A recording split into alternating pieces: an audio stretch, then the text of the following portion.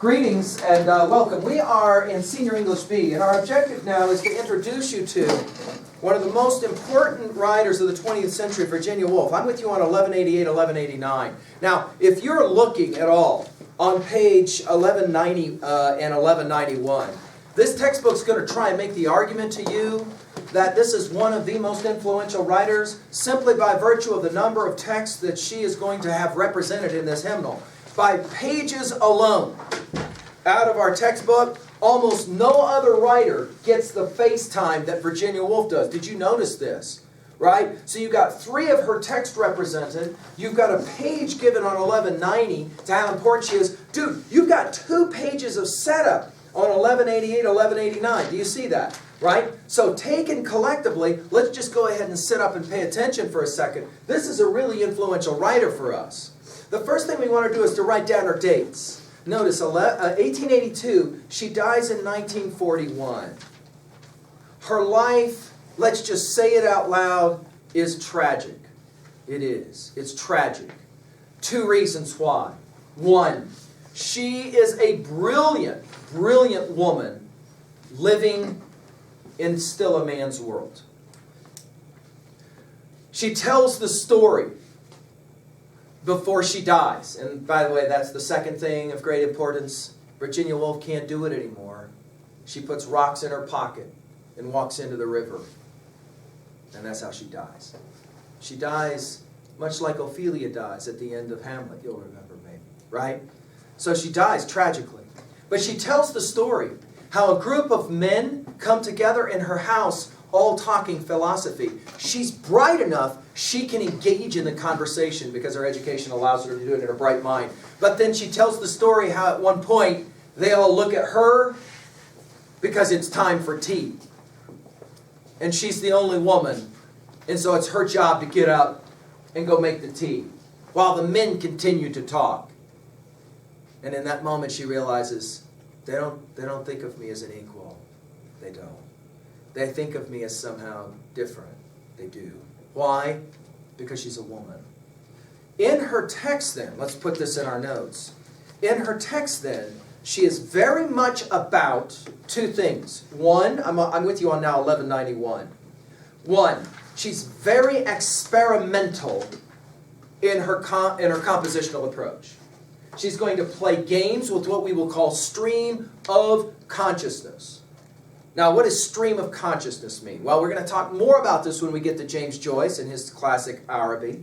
But the idea is simply this. You try and tell the story by representing the thoughts in the mind of the characters. In other words, it's not so much about the action of the characters as it is the thoughts of the characters. One of the ways she will do that is by playing with points of view. Now this is POV, but it's POV of not points of validation as we use it in our compositional language, but rather points of view. The perspective from which the story is told. She likes to play games with first person, third person, and then as I said, she loves this stream of consciousness thing. It's all listed for you there in 1191. The other thing I would say is, wow, take a look. You're going to have some vocabulary at the bottom of 1191. I can absolutely guarantee you these words are going to end up on the exam. So you might want to go ahead and write them down, see them when they come up in the reading, identify them, and try and learn them. The second thing, and this has something to do with page 1190 for you, the second thing has to do with the fact that Virginia Woolf treated issues that dealt with specifically the feminine view, not the masculine view. She said men have been writing poems and books and stories and essays for a long time. Where's the woman's voice? Let's have something about the perspective of what women think. We'll take a look at the very first one, the lady in the looking glass here. Notice we call it a reflection. You can read with me on 1192. Woolf was part of an artistic and intellectual group called the Bloomsbury Group. You want to write that down, the Bloomsbury Group, named for the section of London where they met. The circle included really famous writers, Woolf's husband, her brother, her sister, and brother-in-law, and such intellectual stars as novelist Ian Forster, who wrote a lot of really important novels, economist Maynard Keynes, like others in the modernist movement, and that's a term you want to write down, Virginia Woolf very much a part of the modernist movement. Group members, here it comes, rejected tradition and sought new answers in their efforts to define artistic beauty and morality. All right, what about this selection? You want to write a few things down. First of all, this is spoken by Isabella. A wealthy woman, lives alone. Here the narrator will form a concept of her by examining the objects in her home, partly as they appear in a mirror, and by imagining Isabella in the garden. To the narrator, Isabella's wealth and possessions are signs of happiness and success. In other words, what she has makes her happy.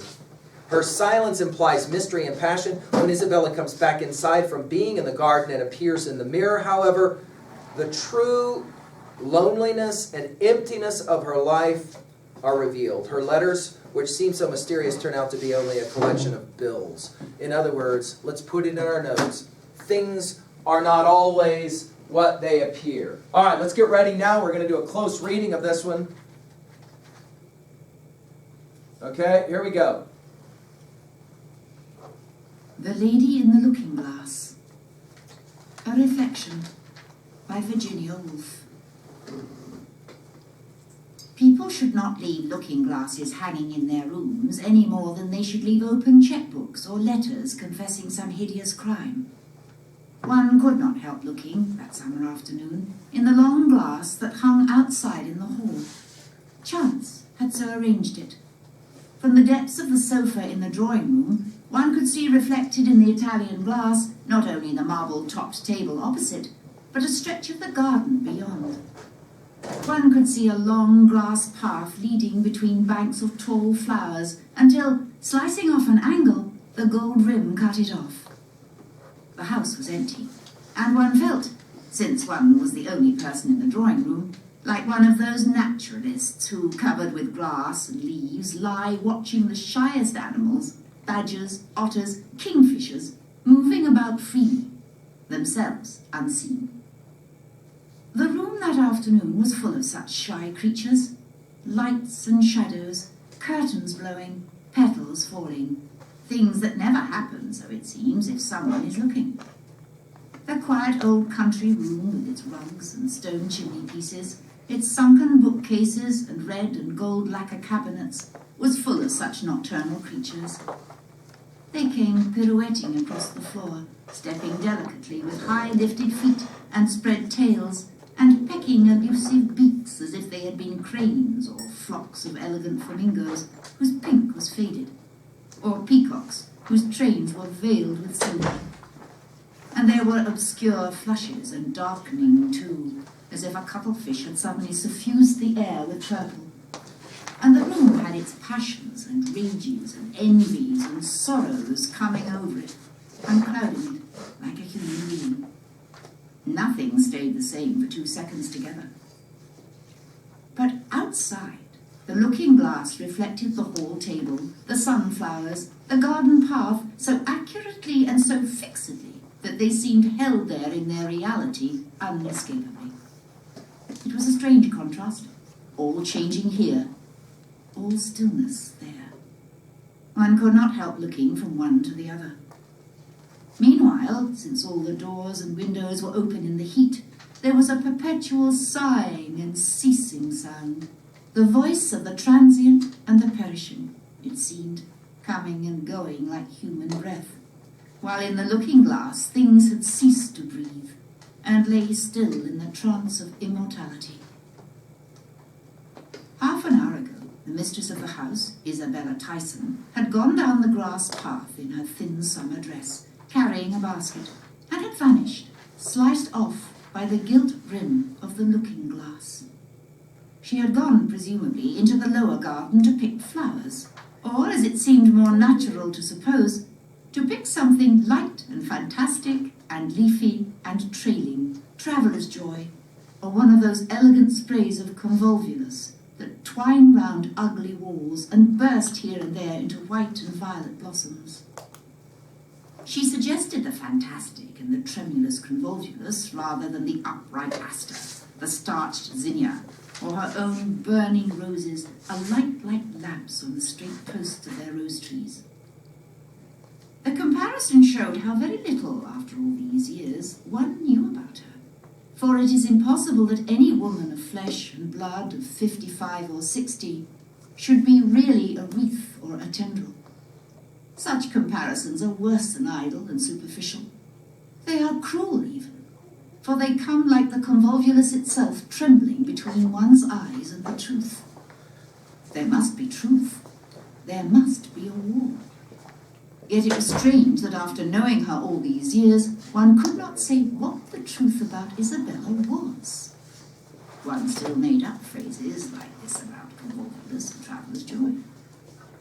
As for facts, it was a fact that she was a spinster, that she was rich, that she had bought this house and collected with her own hands, often in the most obscure corners of the world and at great risk from poisonous stings and oriental diseases, the rugs, the chairs, the cabinets, which now lived their nocturnal life before one's eyes.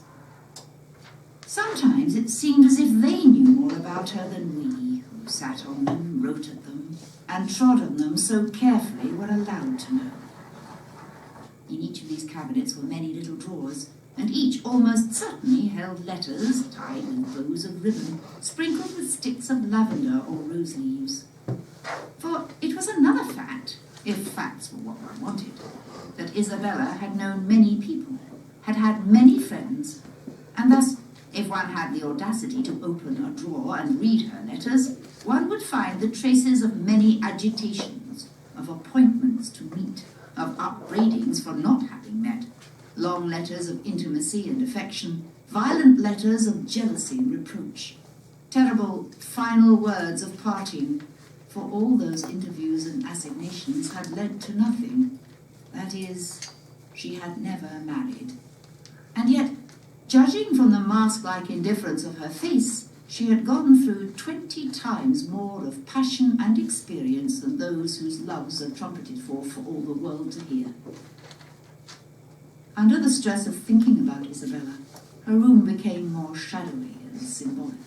The corners seemed darker, the legs of chairs and tables more spindly and hieroglyphic. Suddenly, these reflections were ended violently and yet without a sound. A large black form loomed into the looking-glass, blotted out everything, strewed the table with a packet of marble tablets veined with pink and grey, and was gone. But the picture was entirely altered. For the moment it was unrecognizable and irrational and entirely out of focus. One could not relate these tablets to any human purpose. And then, by degrees, some logical process set to work on them and began ordering and arranging them and bringing them into the fold of common experience. One realized at last that they were merely letters. The man had brought the post. There they lay on the marble-topped table, all dripping with light and colour at first, and crude and unabsorbed. And then it was strange to see how they were drawn in and arranged and composed and made part of the picture and granted that stillness and immortality which the looking-glass conferred. They lay there invested with a new reality and significance, and with a greater heaviness too, as if it would have needed a chisel to dislodge them from the table. And whether it was fancy or not, they seemed to have become not merely a handful of casual letters, but to be tablets graven with eternal truth. If one could read them, one would know everything there was to be known about Isabella, yes, and about life, too. The pages inside those marble-looking envelopes must be cut deep and scored thick with meaning. Isabella would come in and take them, one by one, very slowly, and open them, and read them carefully, word by word, and then, with a profound sigh of comprehension, as if she had seen to the bottom of everything, she would tear the envelopes to little bits, and tie the letters together, and lock the cabinet drawer in her determination to conceal what she did not wish to be known. All right, so there you go, an introduction to reflection. I'll let you finish the reading on your own. You can get a sense that here you've got a writer who has ability to pay very close attention both to the outside as well as to the inside psyche. Thank you. We'll come back with her work again.